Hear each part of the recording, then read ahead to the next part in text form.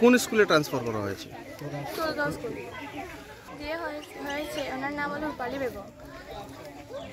বর্তমান ম্যাম মানে আমাদের অর্পিতা ম্যামকে আবার ফেরত চাই।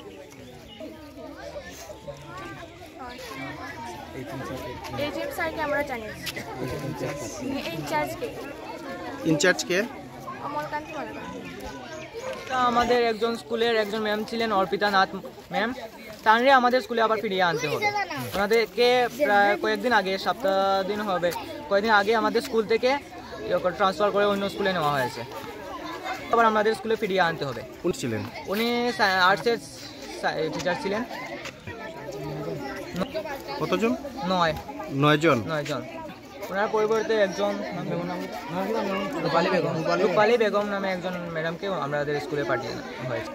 না, আমরা ওনার উপরে কোনো ইয়ে নেই, কিন্তু আমাদের অর্পিতা ম্যামকে আমাদের স্কুলে ফিরিয়ে আনতে হবে। না থাকুক, অর্পিতা ম্যামকে আমাদের স্কুলে আবার ফিরিয়ে আনতে হবে। এবং আমাদের স্কুলে আরও দাবি আছে যেগুলো পূরণ করাতে হবে। কি কি দাবি তোমাদের? আমাদের স্কুলে একজন হেডমাস্টার চাই, এরপর স্কুলকে হায়ার সেকেন্ডারি করতে হবে, স্কুলের একটা ডাইনিং হল চাই, এবার স্কুলের একটা বাউন্ডারি যেটা খুব প্রয়োজন, না হলে স্কুলের অনেক জিনিস ভাঙাচোরা থাকে আমরা দেখি। এরপরে মাঠে, খেলার মাঠে গোলপোস্ট চাই।